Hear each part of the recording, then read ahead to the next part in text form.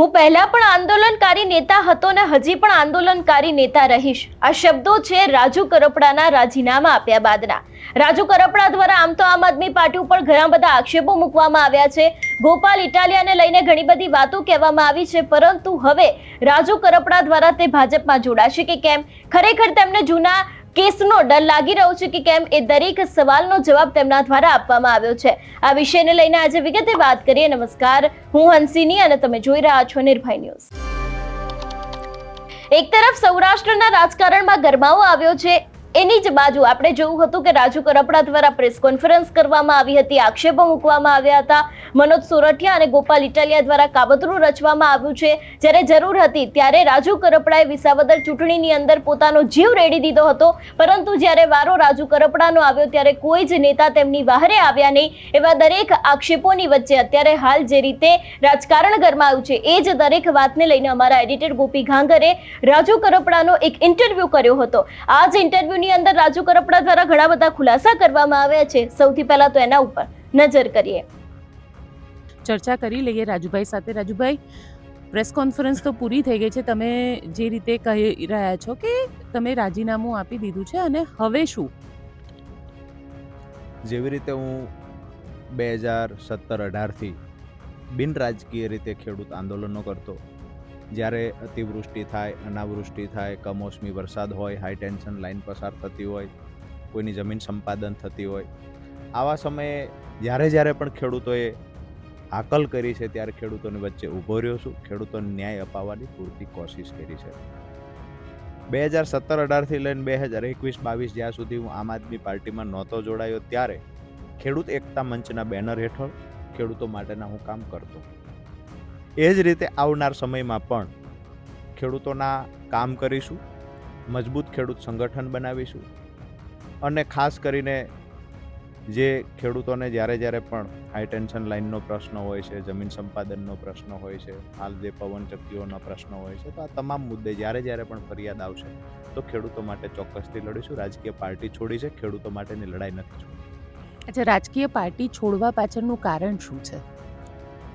હાલ મને એવું લાગે છે કે ક્યાંક ને ક્યાંક બે રાજકીય પાર્ટીઓના કારણે, દાખલા તરીકે હું કોઈ પાર્ટી સાથે જોડાયેલો છું અને ખેડૂતોના કામ કરાવવા માટે જાઉં છું, અથવા તો કોઈ ખેડૂતોનો મુદ્દો ઉછાળું છું, તો એમાં પરિણામ મળવામાં ક્યાંક અડચણ પડતી હોય આવું મને લાગે છે.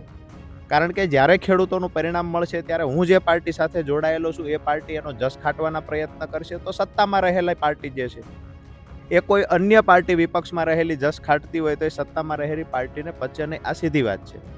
એટલે મારું સ્પષ્ટ માનવું છે કે જેવી રીતે બે આખલાઓની લડાઈમાં દરોડીની ખો નીકળે, એવી રીતે મારા વિશ્વાસે તો હજારો ખેડૂતો બહાર આવે છે, પણ ક્યાંક ને ક્યાંક બે રાજકીય પાર્ટીઓની જે લડાઈ છે એ લડાઈના કારણે ખેડૂતો ખોટી રીતે હેરાન થતા હોય આવું મને હળદરની ઘટના પછી દેખાયું.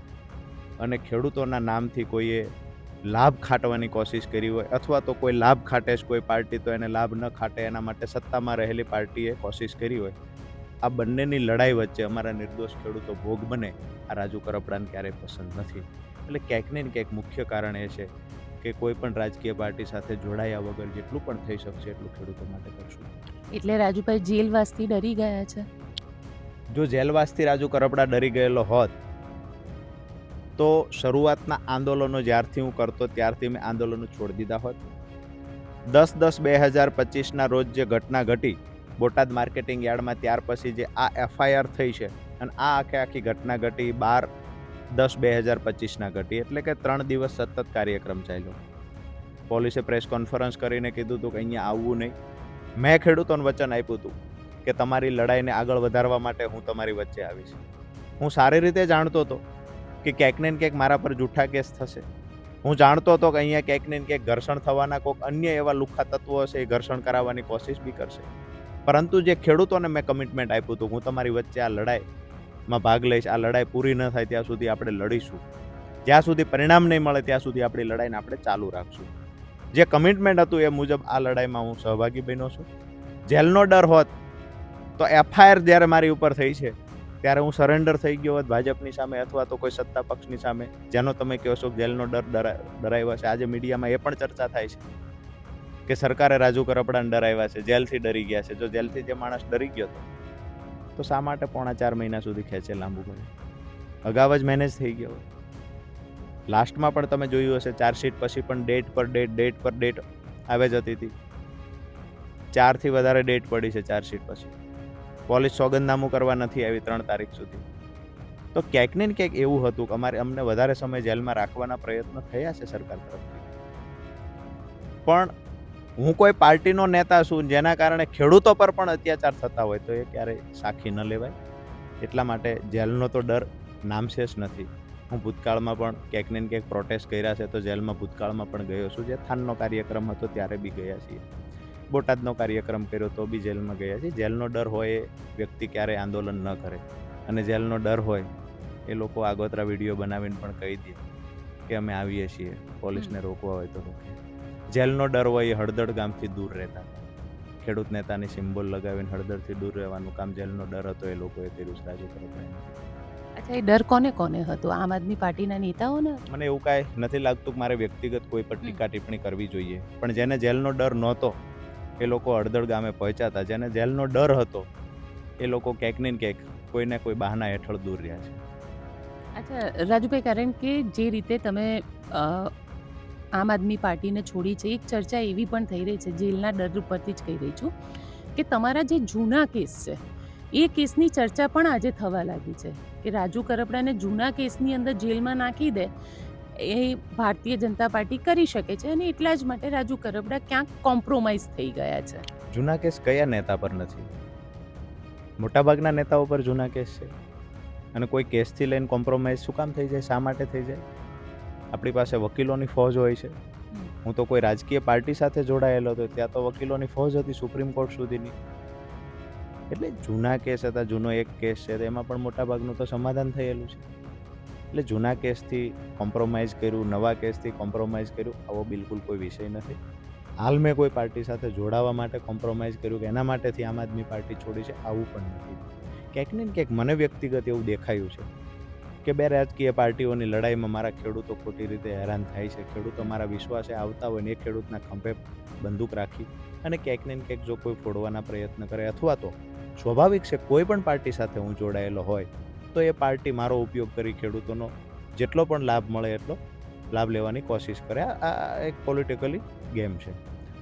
તો એમાં ક્યાંક ને ક્યાંક ખેડૂત આપણા વિશ્વાસે આવ્યા છે, એ ખેડૂત સાથે છેતરપિંડી ન થાય આ જવાબદારી પણ એઝ એ આગેવાન તરીકે મારી બને. વાત રહી જે મેનેજ થવાવાળી વાત છે કે કોમ્પ્રોમાઇઝ થવાવાળી વાત છે. કોમ્પ્રોમાઇઝમાં હું એવું માનું છું કે 1-2 કેસ જૂના હોય તો એ કેસને લઈને તો ઘણા બધા રસ્તાઓ ખુલ્લા હોય છે. તાલુકામાં ચાલે, ચીફ કોર્ટમાં ચાલે, ત્યાં આપણા ફેવરમાં પરિણામ ન આવે તો સેશનમાં, ત્યાં પરિણામ ન આવે તો હાઈકોર્ટ, ત્યાં પરિણામ ન આવે તો સુપ્રીમ. ઘણા બધા દરવાજાઓ ખુલ્લા હોય છે. એટલે કેસની માત્ર ને માત્ર વાહિયાત વાતો છે.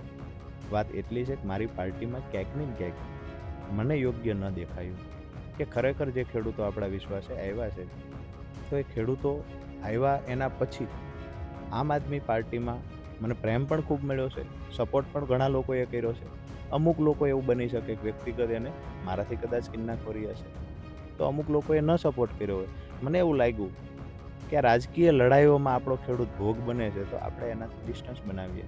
રાજકીય લડાઈનો ભોગ ખેડૂત ન બને. જ્યારે ખેડૂતને જરૂર પડે તેના માટે લડવાનું, જેવી રીતે હું 2017-18થી 21-22 સુધી લડ્યો છું. આવનાર સમયમાં પણ મજબૂત ખેડૂત સંગઠન બનાવી અને લડીશું. મહત્વની વાત ગોપીબેન એ છે કે મેં મારા જીવનમાં જ્યારે પણ હું ખેડૂતો માટે લડ્યો છું તો ખેડૂતો માટે જેટલું પણ થાય એટલું આપવાના પ્રયત્ન કર્યા છે. હું કોઈ આમ આદમી પાર્ટીમાંથી ખેડૂતોના મતથી ચૂંટાઈ ગયો હોય, ધારાસભ્ય બન્યો અને એની સાથેથી દગો કરીને જતો રહ્યો હોય તો અફસોસ થાય, દુઃખ થાય. મેં તો છેલ્લા 7-8 વર્ષથી ખેડૂતોને જે આપી શકાય એ આપવાના પ્રયત્ન કર્યા છે. આજે મારાથી જેટલે પહોંચાતું હતું એટલું કર્યું છે. આજે આમ આદમી પાર્ટીની વાત કરીએ તો છેલ્લા 4-5 વર્ષમાં આમ આદમી પાર્ટીને મજબૂત બનાવવા માટે મેં પરિવાર કરતાં, મારા બાળકો કરતાં પણ વધારે મહત્વ અને સમય આમ આદમી પાર્ટીને આપ્યો છે. મેં વફાદારીથી આમ આદમી પાર્ટી સાથે કામ કર્યું. પણ જ્યારે મને એવું લાગે છે કે બસ અમારો સાથ અહીંયા સુધી લખાયેલો હતો તો આજે કોઈ પણ એલિગેશન મારી દ્રષ્ટિએ ના થવા જોઈએ. કારણ કે મેં કાંઈ લીધું નથી, મારા થકી પાર્ટીને આપ્યું છે. મારા થકી ક્યાંક પાર્ટીને મોટી બનાવવા માટે મેં મારાથી જેટલા પ્રયત્ન થતા તમામ પ્રયત્નો કર્યા છે. તો મને એવું લાગે છે કે આ વ્યક્તિગત નિર્ણય છે, અંગત કારણોસર લેવાયેલો નિર્ણય છે. એના પર ખોટી ટીકા ટિપ્પણી કે આક્ષેપબાજી ના કરવી જોઈએ. તમે કીધું કે આમ આદમી પાર્ટીએ ક્યાંક ખેડૂતોને જે સાથ સહકાર આપવો જોઈએ એ નહોતો આપ્યો. તમને એવું લાગી રહ્યું છે કે આમ આદમી પાર્ટીએ જે કેસ લડવા જોઈએ, જે સ્પીડથી લડવા જોઈએ, કારણ કે તમને અને પ્રવીણભાઈને છોડીને મોટાભાગના ખેડૂતો એ સાદા ખેડૂતો હતા કે જે લોકોને જેલ સાથે કે કેસ સાથે કોઈ લેવા દેવા પણ ન હોય. આમ આદમી પાર્ટીએ મદદ નથી કરી આવું હું નથી કહેતો. હમ. આમ આદમી પાર્ટીએ ડે 1 થી મદદ કરી છે. એમાં ખાસ કરી જો સેન્ટ્રલ ટીમની વાત કરીએ તો એને ખૂબ મદદ કરવાના પ્રયત્ન બી કર્યા છે, પણ સેન્ટ્રલ ટીમ સાથે અહીંયાથી જે કોમ્યુનિકેશન થવું જોઈએ, જે ખરેખર કાયદાના જાણકાર જે પ્રદેશમાં અમુક લોકો હતા, તો એને કોમ્યુનિકેશનનો ગેપ રાખ્યો છે, આવું મારું સ્પષ્ટ માનવું છે. ઈશુદાનભાઈની વાત કરીએ તો એને પણ મદદ કરી છે. સાગરભાઈ તો A to Z છેલ્લે સુધી ડે 1 થી છેલ્લે સુધી મદદ કરવામાં હતા. એટલે મને એવું લાગે છે એ લોકોથી બનતા પ્રયત્ન એમને કર્યા છે, પાર્ટીએ પણ બનતા પ્રયત્ન કર્યા છે, પણ ખરેખર આગળ શું કરવું જોઈએ. તો જ્યારે હું અને પ્રવીણભાઈ રામ હાજર થયા 16 તારીખે, ત્યારે ઘણા બધા કાર્યક્રમોની ડિઝાઇન બનાવેલી કે એક પછી એક આ રીતના કાર્યક્રમ કરવા, વકીલને અહીંયાથી અહીંયા રાખી, આ તારીખે અહીંયા હાજર રહેવા, જે તારીખ પડે એમાં આ વકીલને રાખવા, આ બધી તૈયારી સાથે અમે હાજર થયેલા. તો ક્યાંક ને ક્યાંક ઈશુદાનભાઈ છે તો એ માની શકાય કાયદાના જાણકાર નથી, સાગરભાઈ છે તો એ પણ કાયદાના જાણકાર નથી, પણ જે કાયદાના જાણકાર હતા કે જેના માટે મેં મારો ભાઈ સમજીને વિસાવદરમાં લોહી રેડી દીધું છે, એ કાયદાના જાણકાર વ્યક્તિ 4.5 મહિના દૂર રહ્યા, એની ફરિયાદ નથી કાંઈ, પણ એ દુઃખ તો થાય, સ્વાભાવિક છે. મારો વ્યક્તિગત એમના પર કોઈ આક્ષેપ નથી, પણ દુઃખ થાય કે આજે મારે જરૂર પડી કે અમારી સાથે રહેલા ખેડૂતોને જરૂર પડી, તો એ સમયે તમે 4.5 મહિના જે ડિસ્ટન્સ રાખ્યું છે, તો આ મને એવું લાગે છે ક્યાંક ને ક્યાંક એક જ પાર્ટીમાં રહેલા ભાઈ સમાન કામ કરનારા લોકો માટે આ ગેરવ્યાજબી છે, આ ન થવું જોઈએ. એટલે તમને એવું લાગી રહ્યું છે કે ચૈતર વસાવા ઉપર કેસ થાય તો ગોપાલ ઇટાલિયા કાળો કોટ પહેરીને કોર્ટના પ્રિમાઇસીસની બહાર જઈને ઊભા રહી જાય, રાજુ કરપડા ઉપર કેસ થયો તો ગોપાલ ઇટાલિયા દેખાય આપણને. આ મુખ્ય કારણ આ છે કે ગોપાલ ઇટાલિયા ક્યાંક પોતે પાર્ટીથી મોટા થઈ ગયા છે એવું સમજી રહ્યા છે, એટલા માટે આ થયું. મુખ્ય કારણ કોઈ એક વ્યક્તિના કારણે હું પાર્ટી છોડી દઉં કે મેદાન છોડી દઉં એટલો નિર્બળ માણસ નથી કે એના કારણે છોડો અને હું છોડું અને કોઈના પર ઠીકરું ફોડતો જાઉં. સાથે રહ્યા છીએ તો ખૂબ નજીકથી સારી રીતે કામ કર્યા છે, પણ કોઈના પર અત્યારે જતાં હું ઠીકરું ફોડું તો મારી દ્રષ્ટિએ મને વ્યાજબી નથી લાગતું. હું પહેલેથી કહું છું કે જે મોઢે પાન ચાવ્યું હોય ને એ જ મોઢે કોલસો ચાવવો એ મને નથી લાગતું યોગ્ય છે. જે હતું તે, જે સવાલ તમે કર્યો છે એ સવાલ મને ખેડૂતો કરે છે. એ કાળો કોટ પહેરીને કેમ ના આવ્યા? બિલકુલ સવાલ કરે છે, હું જવાબ નથી આપી શકતો. બિલકુલ સવાલ થાય છે. કોઈ વખત એક્ઝામનું કહેવામાં આવ્યું, મેં મેસેજ આપ્યા છે, ફોન કરાવ્યા, બીજા પાસેથી ફોન કરાવ્યા, તમે બહાર જઈને એને ફોન કરશો. ઇવન અધિકારીઓએ મને પૂછ્યું છે કે કેમ નથી આવતું. 10 તારીખે બનાવ બન્યો ત્યારથી લઈ 12 તારીખે ખેડૂતો પકડાયા, 16 તારીખે અમે હાજર થયા, 20 તારીખ સુધીની આખી ગતિવિધિ હતી. અધિકારીઓ અમને પૂછતા હતા કે કાંઈ ચાલે છે અંદર, કેમ નથી આવતું.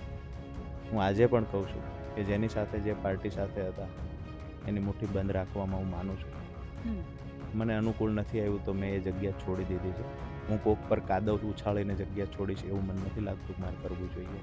બસ મને અનુકૂળ નથી આવ્યું, મેં જગ્યા છોડી દીધી છે. સવાલો ખેડૂતો કરે છે.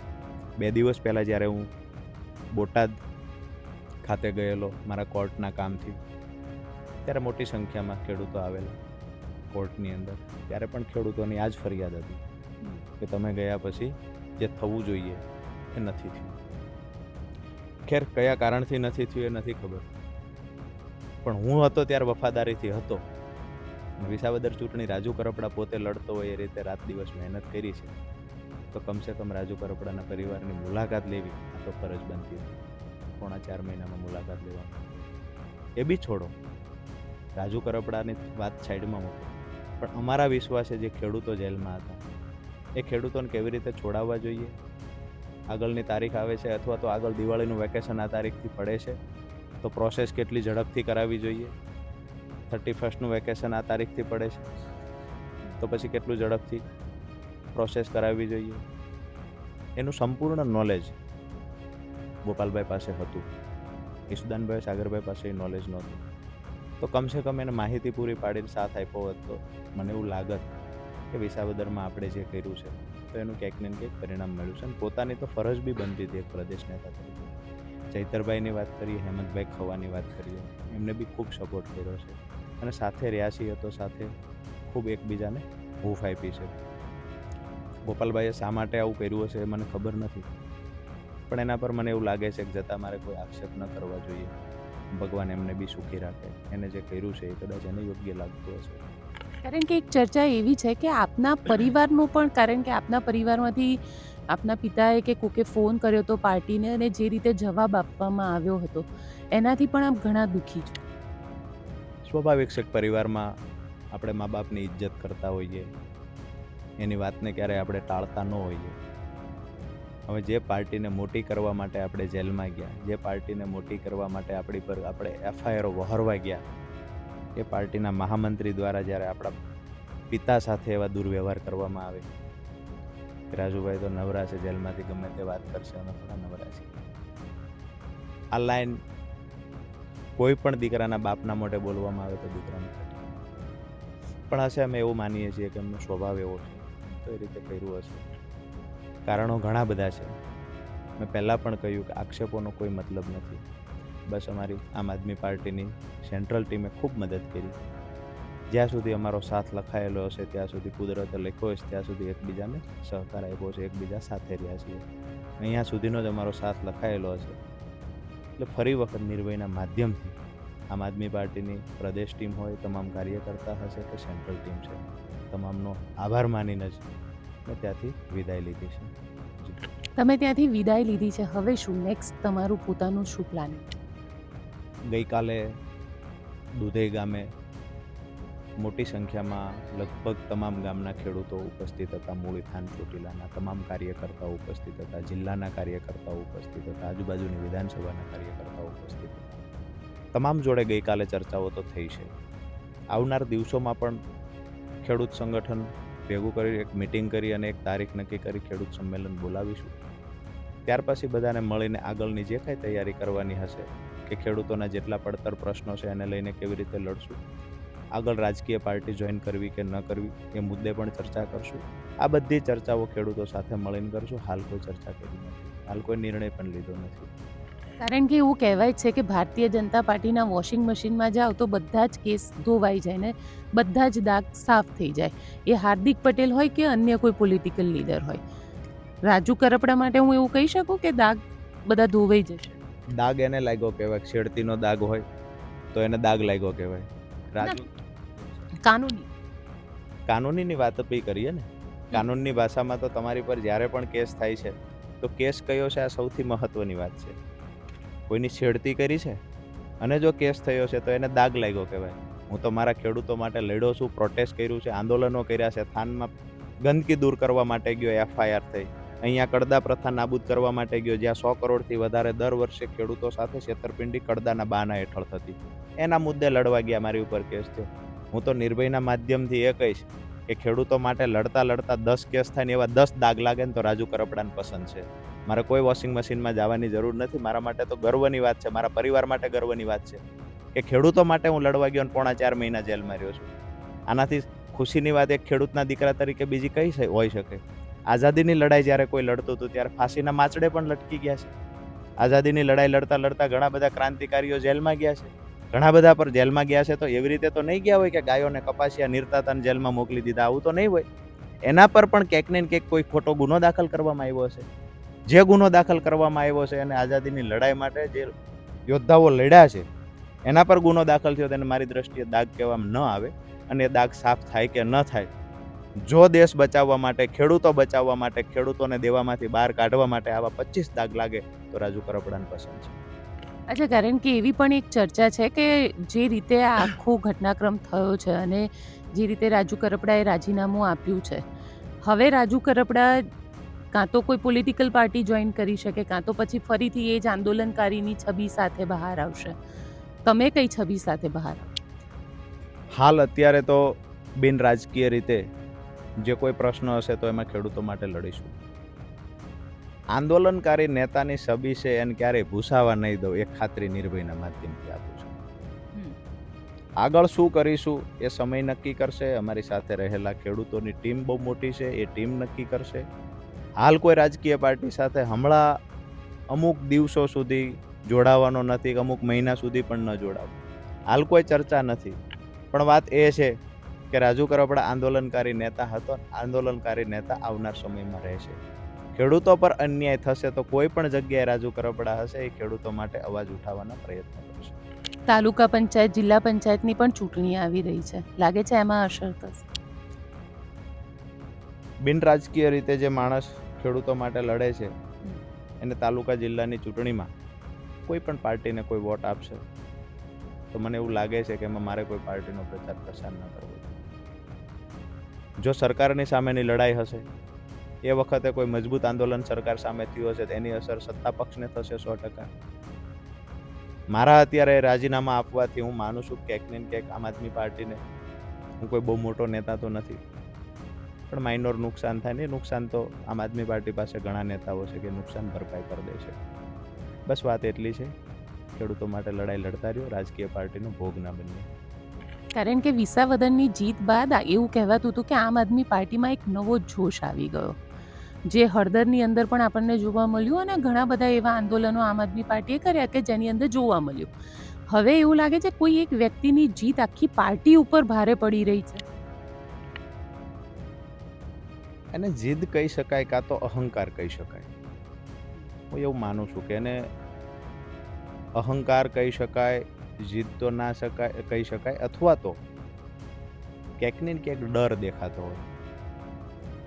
પણ મેં પહેલાં કહ્યું કે વારંવાર એક વ્યક્તિની ચર્ચા કરી આક્ષેપનો કોઈ મતલબ નથી, પરંતુ હા, એક વાત ચોક્કસથી કહીશ કે પ્રદેશ નેતૃત્વની અંદર જો એક બે વ્યક્તિ બધાને સાથે લઈને ન ચાલે અને ક્યાંક ને ક્યાંક અનસિક્યોરિટી અનુભવે, પોતાની જાતને અનસિક્યોર અનુભવશે તો 100% આવું જ થશે. ભગવાનને પ્રાર્થના કરીએ કે જે સિસ્ટમ કોંગ્રેસમાં ચાલી આમ આદમી પાર્ટીમાં ન ચાલે, કારણ કે હું જે તે સમયે આમ આદમી પાર્ટીનો સભ્ય હતો. અચ્છા, તમે કહી રહ્યા છો એ સિસ્ટમ અહીંયા ના થાય, એટલે ગોપાલ ઇટાલિયા પોતાની જાતને ઇનસિક્યોર સમજી રહ્યા છે અત્યારે, ક્યાંક એમને પણ ઇનસિક્યોરિટી લાગી રહી છે, અને એ પણ રાજુ કરપડા. બિલકુલ મારાથી લાગે એવું તો હું કહેતો જ નથી. રાજુ કરપડા તો બહુ નાનો નેતા છે અને ખેડૂતોના દિલમાં મને જગ્યા આપી છે. હું કોઈ એવા મોટા બેકગ્રાઉન્ડમાંથી બી નથી આવતો, એકદમ નાનો માણસ છું. મારાથી કોઈને ડર લાગે એવું નથી. પાર્ટી મોટી થાય, પાર્ટીમાં નવા નવા નેતાઓ દરેક વિસ્તારમાંથી આવતા થાય, એનાથી ડર લાગતો હોય. રાજુ કરપડાથી ડર ન લાગે. આજે સૌરાષ્ટ્રમાં એવા કોઈ નેતા છે જેને આવવું છે તો એનાથી ડર લાગતો હોય. ઉત્તર ગુજરાત, દક્ષિણ ગુજરાતમાંથી કોઈને આવવું હોય તો એનાથી ડર લાગતો હોય. એ જ સમાજમાંથી કોઈ આવે છે તો ભૂતકાળમાં તો ભગાડી મૂકવામાં આવ્યા છે સમાજના નેતાઓ, તો બી ડર લાગતો હોય. એટલે ક્યાંક ને ક્યાંક ઘણું બધું હોય છે. બસ ભગવાનને પ્રાર્થના કરીએ કે કોંગ્રેસની જે સિસ્ટમ હતી પગ ખેંચવાની, એ સિસ્ટમ અહીંયા ના થાય.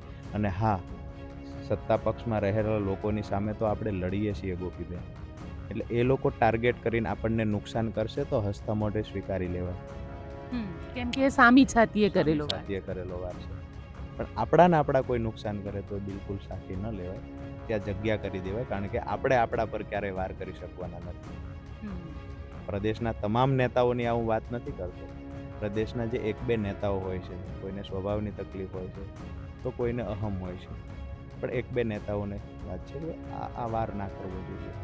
કેજરીવાલને આ વાત કરી હતી તમે? કેજરીવાલજીની હું ખૂબ ઇજ્જત કરું છું.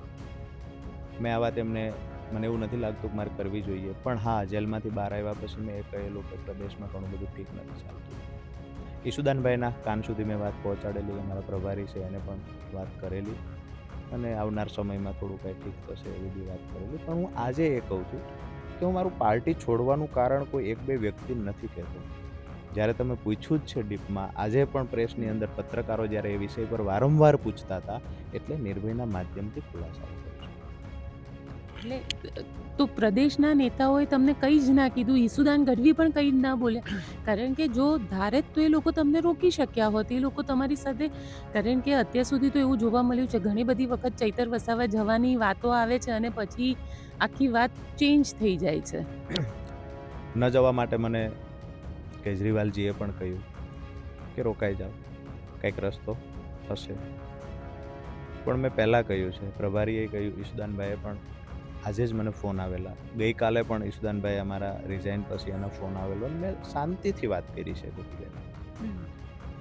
મેં ચૈતરભાઈ સાથે વાત કરવાની થઈ તો પણ શાંતિથી કરી. હેમંતભાઈના ફોન બીજા મારા ડ્રાઈવરમાં આવ્યા તો એની સાથે પણ મેં સામેથી ફોન કરીને વાત કરી છે, કારણ કે અમે એક પરિવારના સભ્યની માફક સાથે રહેલા હતા. ફોન કોનો નહોતો આવવાનો એ તો મને તમને ગુજરાતના ખેડૂતોને ખબર છે. જેનો નહોતો આવવાનો એનો નથી આવ્યો, જેનો આવવાનો હતો એ તમામ લોકોના ફોન આવ્યા છે. જે ઈચ્છતા હતા કે રાજુ કરપડા પાર્ટી છોડીને જતા રહે એમનો ફોન નથી આવ્યો.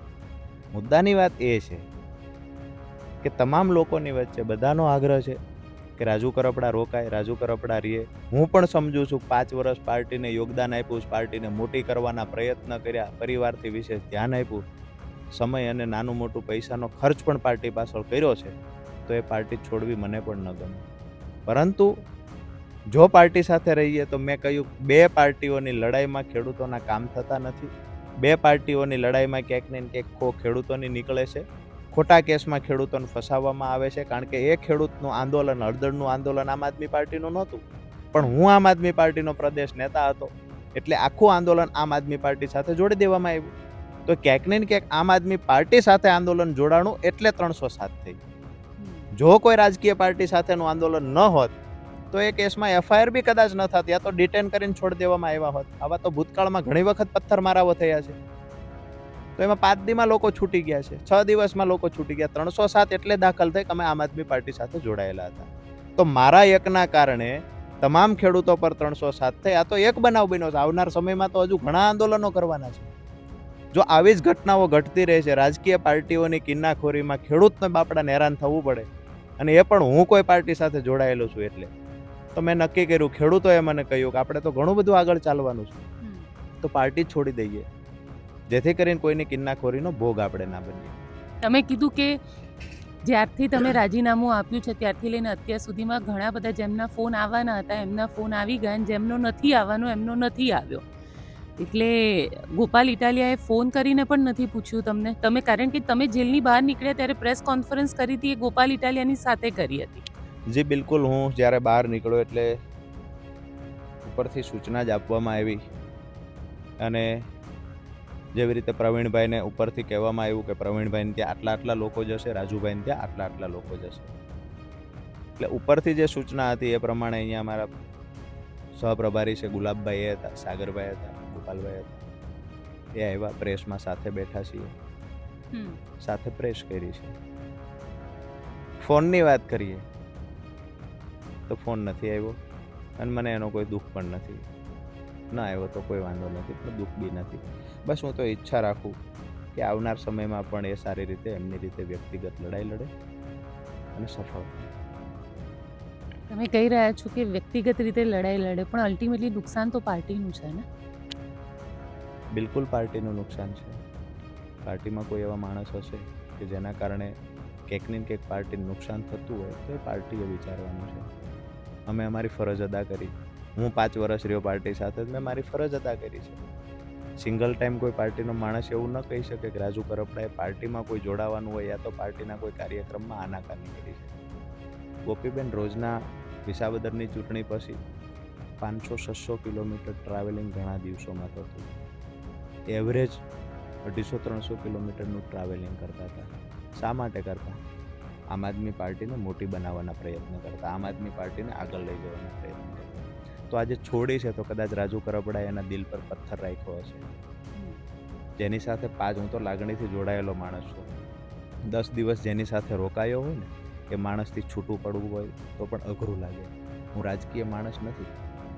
5 વર્ષ જે પાર્ટી સાથે મેં પરિવારની માફક કામ કર્યું, જે પાર્ટી પાછળ મેં ઘણું બધું ગુમાવ્યું છે, એ પાર્ટીને છોડતા પહેલાં મેં 10 વખત વિચાર્યું હશે, પણ મને લાગ્યું કે ક્યાંક ને ક્યાંક હવે ખોટું થાય છે.